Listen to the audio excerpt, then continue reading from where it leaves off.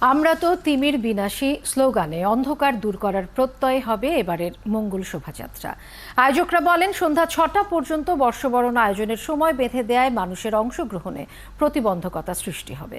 এদিকে প্রথমবারের মতো এবার উত্তর সিটির গুলশান বনানী ও বারিধারায় থাকবে বর্ষবরণের নানা আয়োজন। শারমিনীরা রিপোর্ট। চারুকলা জুড়ে এখন বর্ষবরণের প্রস্তুতির নানা আয়োজন তৈরি হচ্ছে। মঙ্গল শোভাযাত্রার নানা রকম অনুষঙ্গ বরাবরের মতো প্রস্তুতির সাথে বর্ষবরণের খরচ জোগাতে চলছে মুখোশসহ নানা কিছুর বিক্রি। বাংলা ১৪৩১ বঙ্গাব্দকে বরণ করতে আয়োজনের নানা দিক তুলে ধরেন আয়োজকরা। আমাদের কবিতা পরিষদের ঈদের পরে সার্বজনীন এই আয়োজন হলেও সবাই যাতে অংশ নেয় এমন আহ্বান ঢাকা বিশ্ববিদ্যালয়ের উপাচার্যর। সকলকে নিয়ে আমরা এবারের এই উৎসবে বা মঙ্গল শোভাযাত্রায় অংশগ্রহণ করি এবং এই মঙ্গল শোভাযাত্রা দীর্ঘ সময় ধরে চলছে। মুখে কোনো মুখোশ নয়, বরং শোভাযাত্রায় মুখোশ থাকবে হাতে।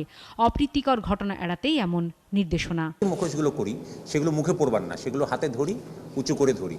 তো ওই মুখে মুখোশ পরার এবং এই ধরনের মুখোশ যেগুলো পরে তারা আসলে উৎসবে অংশ নেওয়ার জন্য করে না, উৎসবকে নষ্ট করার জন্য করে। আমরা এই অন্ধকার শক্তিকে মোকাবেলা করতে চাই এবং মোকাবেলা করতে পেরেছি বলে তারা ভয় পেয়ে সারা বছর ধরে, তাদের অস্তিত্ব হানির ভয় পেয়ে সারা বছর ধরে এটার বিপক্ষে প্রচার করে, অথচ এটার বিপক্ষে কিছু করতে পারছে না। তবে সন্ধ্যা ৬টার পর উন্মুক্ত স্থানে বর্ষবরণের আয়োজন শেষ করার যে বিধিনিষেধ, তা এই আয়োজনকে প্রতিবন্ধকতা সৃষ্টি করতে পারে বলে মনে করছেন সংস্কৃতিজনেরা।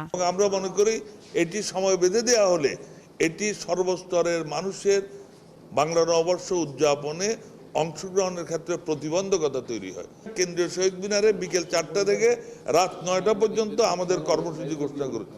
এদিকে প্রথমবারের মতো এবার গুলশান, বনানী, বারিধারা, উত্তরার বাসিন্দাদের উদ্যোগে বিচারপতি শাহাবুদ্দিন পার্কে হবে বর্ষবরণ। অলিগলি হালখাতা নামে এই আয়োজন হবে উত্তর সিটি কর্পোরেশনের সহযোগিতায়। আমরা অর্থনৈতিক প্রবৃদ্ধির কথা বলি সবসময়, কিন্তু সাংস্কৃতিক প্রবৃদ্ধি আমাদের তৈরি করতে হবে এবং এটা একটা সাংস্কৃতিক লড়াইয়ের অংশ, এটা নাগরিক সমাজেরও একটা দায়ের জায়গা। 13 তারিখে যে আলোচনাটা রাত জুড়ে হবে, আমরা ধারণা করছি রাত 11টা থেকে শুরু হবে গুলশান 2-এর মোড় থেকে।